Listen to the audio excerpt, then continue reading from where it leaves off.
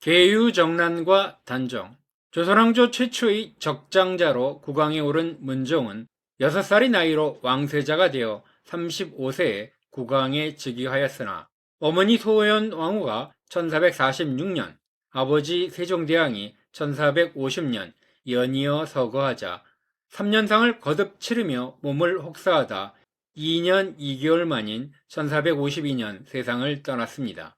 문종의 외아들 단종은 태어난 직후 어머니 현덕왕후 권씨를 잃고 연이어 할머니, 할아버지, 아버지를 잃었습니다.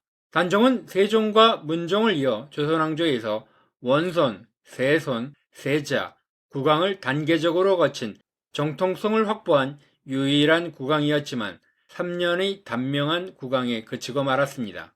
단종과 사육신을 복권했던 45년 재위한 숙종은 현종의 아들로 태어나 원자, 세자, 국왕에 오른 인물로 막강한 권력을 행사한 것과는 달랐습니다.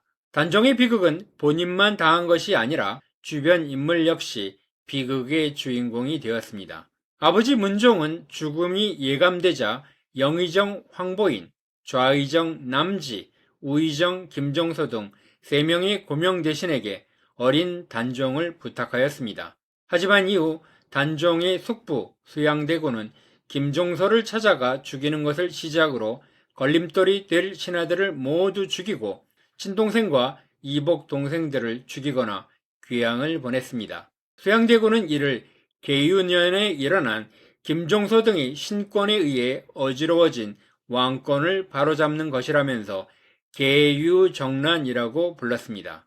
수양대군이 볼 때 조정에서 12살의 어린 단종은 허수아비 같은 존재이고 실권은 김종서와 황보인 같은 대신들이 장악하여 국정을 흔들고 있었습니다. 관리의 임명은 이조가 추천하고 임금이 결정하는 것이 관례인데 어리다 보니 의정부 대신들이 3명의 이름 밑에 황표를 붙이면 단종은 다만 붓으로 낙점할 뿐이었고 이를 사람들이 황표정사라고 불렀습니다. 수양대군은 신하들에게 왕권이 휘둘리는 것에 격분하였습니다. 단종의 입장에서는 조정 실무는 김종서 같은 대신들에 의해 주도되었고 형제 사이인 수양과 안평대군은 갈등하는 관계에서 불안한 평화가 유지되는 상황이었습니다. 수양의 입장에서는 잘못된 현실이었지만 자신이 할 수 있는 수단은 없었습니다. 단종 뒤에 있는 김종서는 북방에서 여진족과의 싸움에서 명성을 얻은 인물이었습니다. 큰 호랑이라는 별명을 가진 조선의 병권을 장악한 실세였습니다. 누구보다도 김종서를 제거해야 했습니다. 이런 생사를 건 계획을 추진할 만한 인물은 권람이 소개한 한명회가 유일했습니다. 한명회는 과거에 낙방하여 음서로 경독궁직이라는 초라한 직위로 관직을 시작했지만 수양에게 계유정난이라는 커다란 작전 시나리오를 제시하고 등장인물들을 준비시키고 작전을 지휘하고 반격에 대비하고 마지막으로 총평을 하여 공신책봉과 인사재편을 하여 제도화까지 완성시킨 총감독이었습니다. 상황이 정리된 후 세조와는 혼맥을 연결시켜 겹사돈으로 만들어 성종의 장인이 되었고 신숙주와도 사돈관계를 맺었으며 요절한 세조의 장남 덕종을 종묘에 올리는 일도 성사시킨 세조가 장자방이라고 부를 만한 인물이었습니다. 1453년 10월 10일 디데이는 결정되었지만 막상 당일에 거사를 시작하려 하자 말들이 많았습니다. 사전에 누가 선두에서 칼을 휘두르고 누가 국문을 장악하고 누가 왕명으로 명령을 내리고 누가 정리를 맡을 것인지 정해두었지만 당일이 되자 일부에서는 임금께 먼저 아뢰고 움직이자라는 말도 나왔습니다. 여러 사람들이 모인 관계로 각자 의견이 제각각인 상황이 된 것입니다. 이때 한명회는 수양에게 결단을 촉구하였습니다. 길 옆에 집을 지으면 3년이 되어도 이루지 못합니다. 모의가 이미 정해졌는데 지금 의논이 통일되지 않는다고 어찌 그만둘 수 있겠습니까? 그러자 수양대군은 간악한 무리 중에 가장 간사하고 교활한 자는 김종서이며 김종서가 먼저 알게 되면 일은 성사되지 못한다고 결행을 선언하였습니다. 지금 서부역 인근에 살던 수양은 서대문 농협박물관 자리에 위치한 김종서의 집을 향해 출발하는 것으로 계유정난을 시작하였습니다. 병권을 잡은 김종서를 상대로 전면전은 승산이 없었고 전격적인 기습작전만이 성공을 보장한다고 생각했습니다. 수양은 갑옷을 속에 입고 소수만을 거느리고 겉으로는 청을 들인다면서 집 안으로는 들어가지 않고 문 앞에서 버티며 삼호뿔을 빌려달라면서 틈을 만들고 주변 인물들을 물리친 다음 김종서가 방심한 아주 작은 순간에 철퇴를 내리쳤습니다. 이 작전은 한명회가 수립한 것이 틀림없어 보이며 거사의 원칙인 목표는 하나, 공격은 짧게 소문이 퍼지기 전에 끝마친다는 것을 성공시킨 것으로 보입니다. 가장 중요한 김종서 제거가 끝나자 소문이 나기 전에 재빨리 궁을 장악하고 왕명의 형식으로 남은 대신들을 정리할 필요가 있었습니다. 수양은 곧장 궁으로 향했고 당직을 하던 최항을 불러 형세가 급박하여 먼저 김종서 부자를 제거했다고 알리고 환관을 통해 이를 단종에게 알렸습니다. 이는 자신의 행위가 단순 살인이 아니라 국가 변란을 제거하기 위한 우국 충정의 정난이라는 정치적 프레임으로 합법화시킬 필요가 있었기 때문이었습니다. 단종의 이름으로 대신들이 소집되었고 소집된 대신들 가운데 황보인 등 대신들 일부는 국문에서 처형되었고 윤초공 등은 따로 사람들을 보내 제거하였습니다.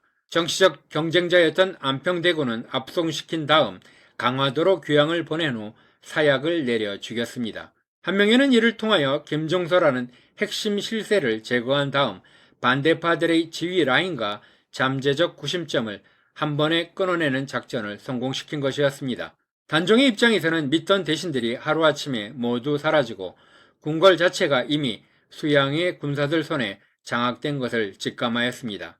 이 순간부터 단종의 왕권은 사라지고 사실상 고립이 시작되었습니다. 보좌하던 내관들은 축출되고 어린 시절부터 지켜주던 세종의 후궁 해빈 양씨와 문종의 동생인 금성대군 같은 자신에게 아버지 같던 숙부들은 밀려나고 말았습니다. 이런 상황에서 단종은 끝까지 버티기보다는 더 큰 화를 피하기 위하여 수양대군에게 선양의 의사를 밝히게 됩니다. 단종의 입으로 선양을 말했지만 사실상 강요된 결단이었습니다. 1455년 윤 6월 11일 단종이 양위하는 형식으로 수양은 왕위에 즉위합니다. 수양의 입장에서는 이제 반란은 김종서가 일으킨 일이고 자신은 정통성을 확보하는 순간이었지만 즉위하는 시점부터 왕위의 도덕적 정통성 문제가 유교국가인 조선에서 계속적으로 제기되기 시작했습니다. 즉위 다음해인 1456년 명나라 사신 접대연회에서 성삼문, 박평년 등은 세조와 그 측근들을 제거하고 단종을 복위시키려고 은밀하게 준비하였습니다. 성삼문의 아버지 성승과 사육신의 한 명이 된 유응부가 칼을 차고 호위무사로 참석하는 아주 좋은 기회가 다가온 것입니다. 하지만 연회 당일 한명회는 장소가 협소하다는 이유로 벼른검을 폐지합니다. 거사를 준비하던 측에서는 갑작스러운 변수에 의견이 엇갈렸습니다. 과감하게 단행하자는 유응부 등 무사들의 입장과 신중하게 다음 기회를 엿보자는 성삼문 등 문신들의 의견이 대립했지만 결국 연기되었습니다. 은밀한 거사의 연기는 참가자들을 불안하게 만들었고 결국 불안에서 벗어나지 못한 김질은 장인 정찬손을 찾아가 기밀을 털어놓고 말았습니다. 사육신을 비롯한 관련자들은 세조의 가혹한 고문 앞에 놓이게 되었고 자신의 정당성을 인정하지 않는 집현전 학사들에 대한 세조의 분노는 가혹한 것이었습니다. 이 시점에서 왕과 사는 남자의 첫 장면이 시작됩니다. 사육신 사건은 단순히 자신을 암살하려는 음모자들을 처형하는 것으로 끝난 것이 아니라 세조가 단종을 중심으로 하는 복위 가능성을 의식하게 하는 계기가 된 사건이었습니다. 신문 과정에서 단종이 사육신들의 움직임을 어느 정도 알고 있었다는 진술도 나오게 되면서 세조의 신하들이 가하는 단종에 대한 정치적 압박은 더욱 심해졌습니다. 사육신 사건 이후 상황이던 단종의 입지는 더욱 약화되었습니다.